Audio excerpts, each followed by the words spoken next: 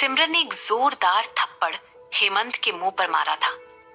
उससे वहां खड़े सभी लोग, यहाँ तक कि हेमंत भी एकदम चौंक गया था। वो थप्पड़ इतनी जोर से हेमंत के मुंह पर पड़ा था कि पूरे हॉल में उसकी गूंज अभी तक सुनाई दे रही थी।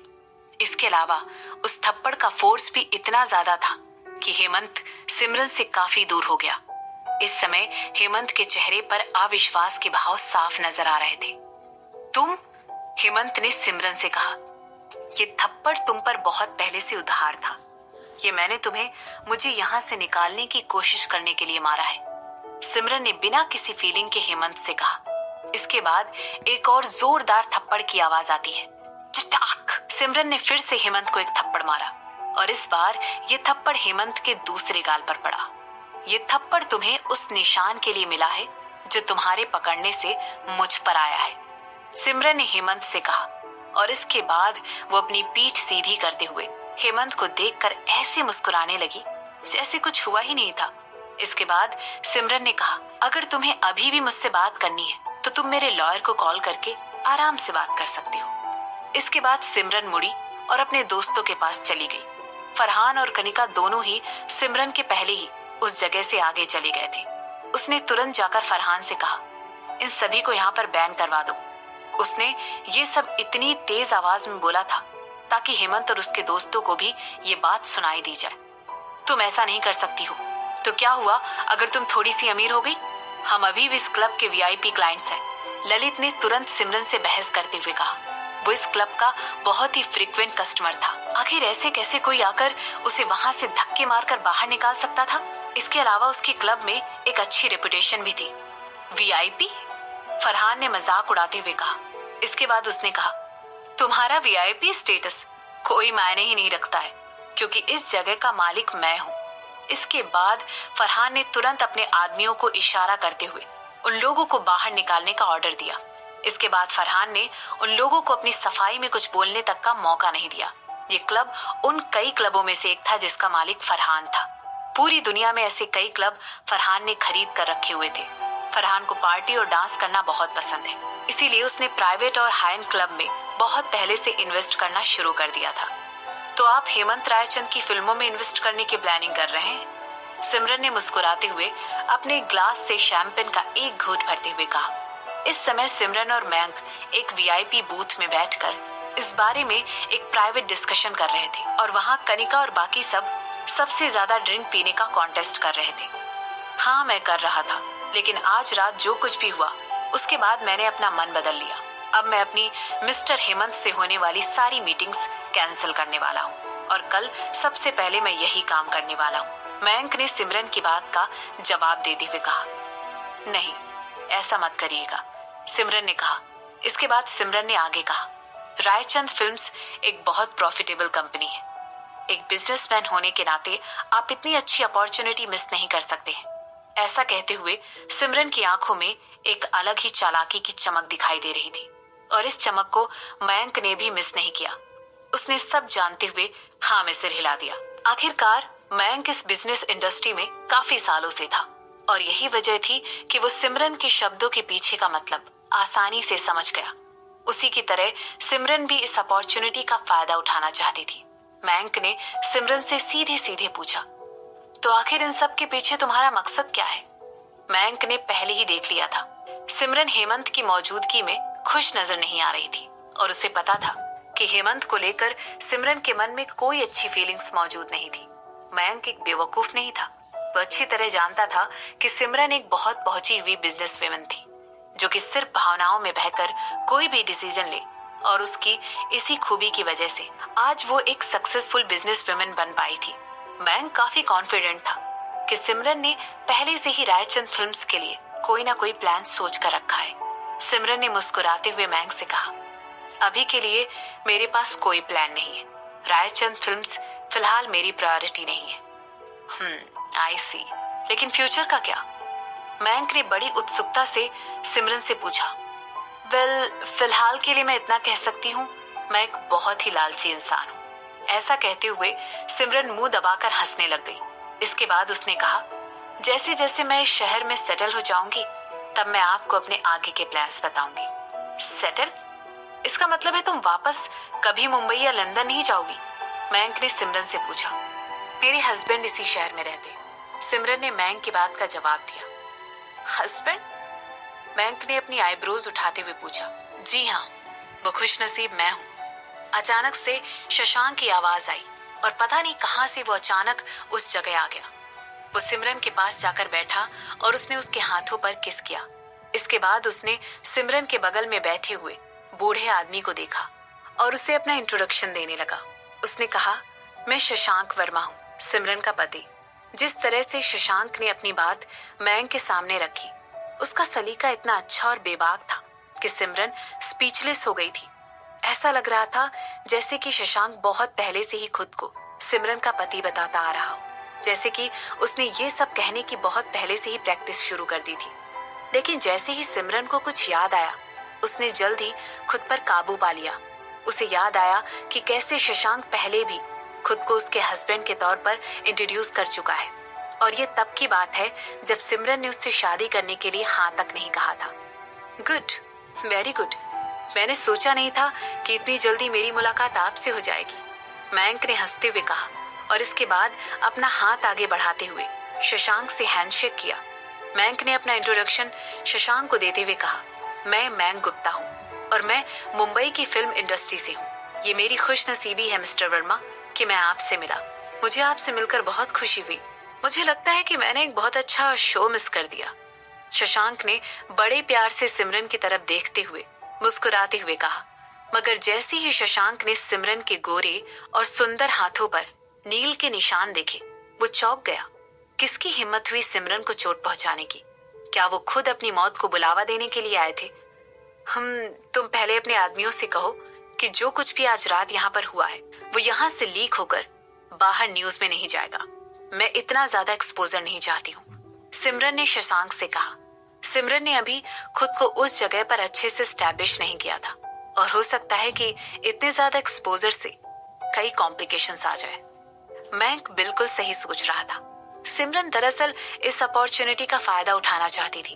वो ट्राई करना चाहती थी और अपने पैर रायचंद फिल्म्स में जमाना चाहती थी, मगर उसने ये सब धीरे धीरे और बड़ी बारीकी से करने का प्लान किया हुआ था। अब जबकि हेमंत को सिमरन के बारे में पता चल चुका था, बहुत जल्दी कपूर खानदान को भी सिमरन के बारे में पता लगने वाला था। इस बात का सिर्फ और सिर्फ एक ही मतलब था कि आने वाले कुछ दिन सिमरन के लिए अच्छे नहीं गुजरने वाले थे। आने वाले कुछ दिनों में सिमरन के ऊपर मुसीबत मंडराने वाली थी। इसके बाद मयंक, शशांक और सिमरन तीनों अपनी बात को आगे बढ़ाने में लग गए। तीनों की ही बातों का डिस्कशन मुंबई में बिजनेस को सेटअप करने को लेकर था। बातों बातों में ही सिमरन को पता चला कि शशांक की बिजनेस को लेकर मुंबई की नॉलेज बाकमाल थी, और ये सब सुनकर और जानकर सिमरन को बहुत हैरानी हुई। यहाँ तक कि बिजनेस को लेकर उसका एनालिसिस अगर उससे बेहतर नहीं था तो कम से कम सिमरन की टक्कर का था। ये सब जानकर सिमरन मुस्कुराने लगी। सिमरन को मन ही मन लग रहा था कि शशांक के साथ शादी करने का उसका डिसीजन बिल्कुल सही साबित हो रहा था। चाहे लुक्स की बात करें, पैसे की बात करें या इंटेलिजेंस की बात करें, शशांक हर चीज में टॉप था।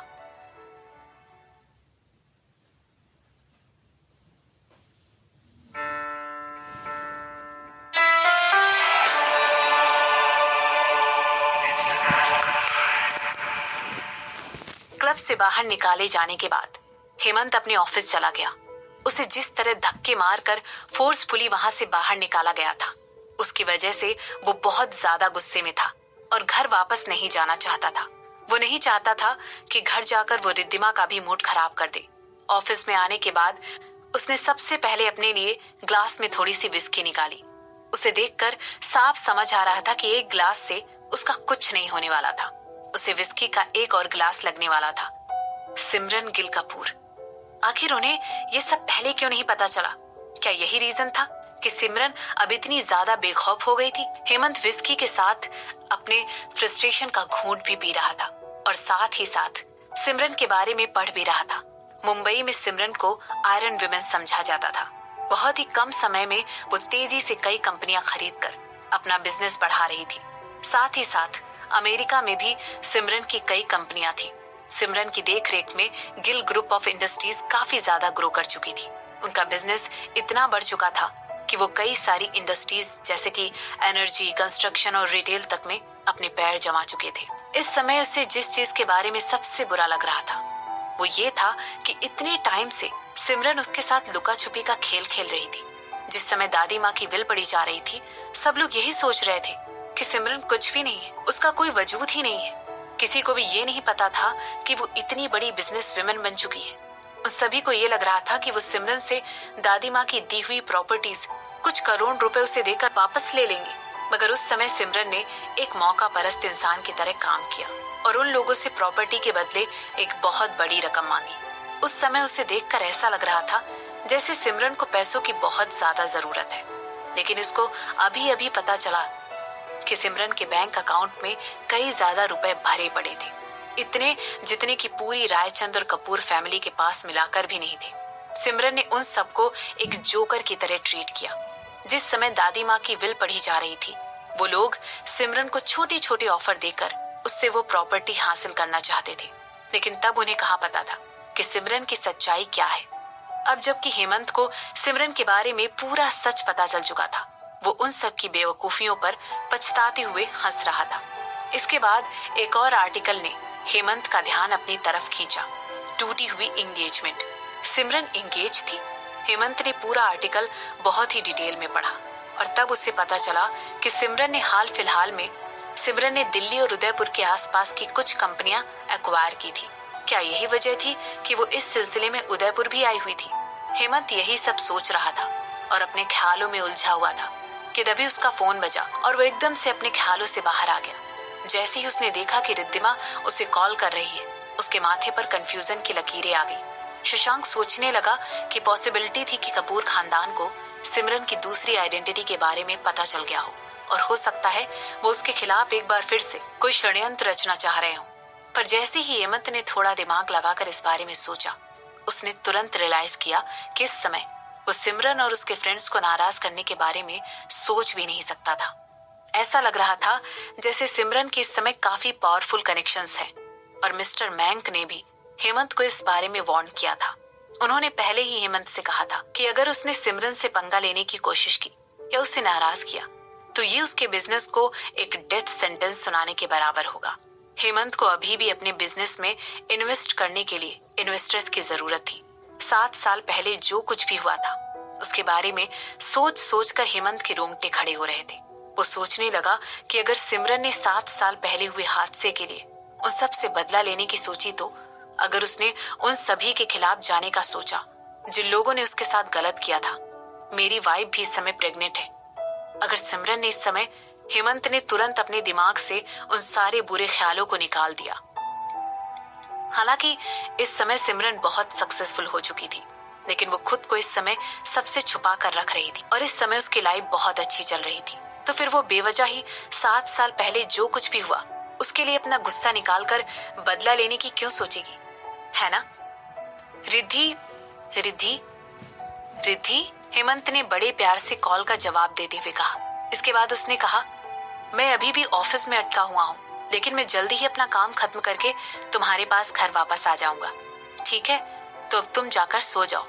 मैं अच्छी तरह जानता हूँ कि तुम काफी थक गई हो। ठीक है, आई लव यू टू। जैसे ही कॉल खत्म हुई, हेमंत फिर से सिमरन के बारे में दी हुई इंफॉर्मेशन को पढ़ने लग गया। वो आर्टिकल पर आर्टिकल पढ़ता गया।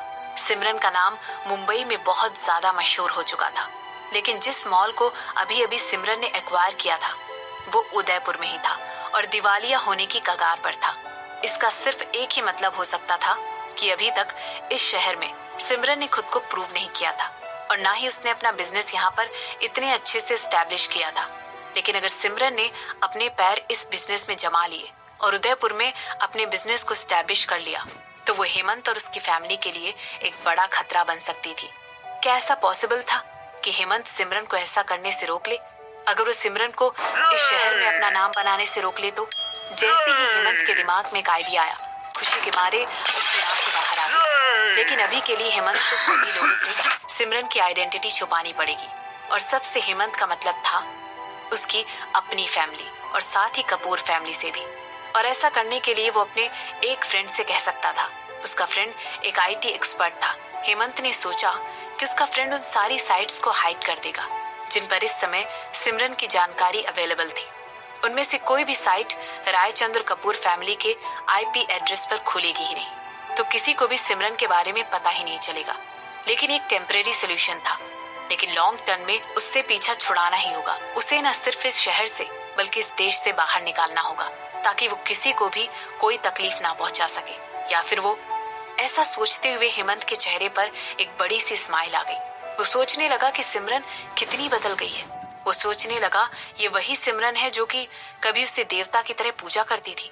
हालांकि सिमरन उससे प्यार नहीं करती थी, लेकिन फिर भी वो खुद को उसके हवाले करने को तैयार हो गई थी। वो उसे वो सब कुछ दे देती जो भी उसे चाहिए था। ऐसा सोचते हुए हेमंत ने अपने माइंड को फास्ट फॉरवर्ड किया और फिर से वहीं वापस आ गया जब सिमरन ने उसे थप्पड़ मारा था। हेमंत की आंखों में फिर वही गुस्सा और इरिटेशन साफ दिखाई दे रहा था। हेमंत को ऐसा लगा जैसे कि उसके वहां होने से सिमरन को फर्क पड़ा था। इसका क्या मतलब हो सकता था कि इतने सालों बाद भी सिमरन हेमंत के साथ अपने रिलेशन से पूरी तरह से मूव ऑन नहीं कर पाई थी और हेमंत इसी बात का फायदा उठा सकता था। हालांकि जो हेमंत को नहीं पता था वो ये था कि एक शिकारी उस पर ऑलरेडी शिकार करने के लिए अपनी नजरें गड़ाए बैठा था, और खास करके तब जबकि हेमंत ने शिकारी की वाइफ से पंगा ले लिया था। एक बार फिर से हेमंत का फोन बजा। जैसे ही हेमंत ने देखा कि उसके टॉप मैनेजर का फोन आया, उसने तुरंत कॉल आंसर किया। जैसे ही उसने अपने मैनेजर की बातें सुनी, एकदम से उसके चेहरे की सारी रौनक ही उड़ गई। तुम्हारे कहने का क्या मतलब है कि उन्होंने पूरा कॉन्ट्रैक्ट खत्म कर दिया? सब कुछ? आखिर ये सब पॉसिबल कैसे हुआ? और हमने जो बॉन्ड उनके साथ बनाया था उसका क्या? हेमंत ने चिल्लाते हुए पूछा। वो पूरे कॉन्ट्रैक्ट को खत्म करने के लिए करोड़ों रुपए देने के लिए तैयार है। इस समय हेमंत ने फिर चौंकते हुए पूछा। नहीं, और उस एल्बम का क्या? क्या? हेमंत ने फिर से पूछा। मगर चलो ठीक है, मैं अपने लॉयर को कॉल कर लेता हूँ और साथ ही साथ मिस्टर शशांक को भी कॉल कर लेता हूँ। ये मन में अपने जबड़े को कसते हुए कहा और इसके बाद उसने अपने फोन पर एक नंबर डायल किया। बिजी। हद है, जब हेमंत का फोन शशांक की सेक्रेटरी को भी नहीं लगा तो वो उन सभी को कोसने लगा। इसके बाद हेमंत ने पलटकर टाइम की तरफ देखा। रात के 1 बज चुके थे। आखिर इस समय कौन कॉन्ट्रैक्ट को कैंसिल करने की सोच सकता है? ये कुछ ऐसा था जो कि किसी कंपनी का सीईओ या डायरेक्टर ही डिसाइड कर सकता था। हो ना हो ये शशांक वर्मा का ही काम हो सकता है। हेमंत ने जोर से आवाज करते हुए अपने पूरे गुस्से को बाहर निकालने की कोशिश की। उसके अंदर इस समय बहुत सारा गुस्सा भर चुका था और इस तरह वो अपने गुस्से को कम करने की कोशिश कर रहा था। अचानक आखिरी मौके पर शशांक सारे एंडोर्समेंट कैंसिल कर सकता था और वो आखिरी मौके पर रायचंद फिल्म्स में लगाया हुआ पैसा कैसे विड्रॉ कर सकता था? इस तरह तो उन्हें फंड्स की काफी कमी हो जाती। इन सब का बस एक ही मतलब था कि रायचंद फिल्म्स को करोड़ों का नुकसान होने वाला था और उनकी आने वाली इनकम बंद होने वाली थी। शशांक वर्मा उनकी कंपनी का एक शेयर होल्डर भी था, तो ये उसके लिए भी कोई फायदे का सौदा नहीं था। तो फिर उसने ऐसा किया क्यों? हेमंत ने अपनी आंखें बंद की। इस समय हेमंत का सर बुरी तरह घूम रहा था। शशांक वर्मा कोई भी काम बिना रीजन के नहीं करता है। जरूर कुछ ना कुछ हुआ है। हेमंत ने तुरंत वो नंबर एक बार फिर से डायल किया और ये सोचा कि वो उसे कॉल करना तब तक बंद नहीं करेगा जब तक उसे शशांक से ये सब करने का एक सही एक्सप्लेनेशन नहीं मिल जाता है।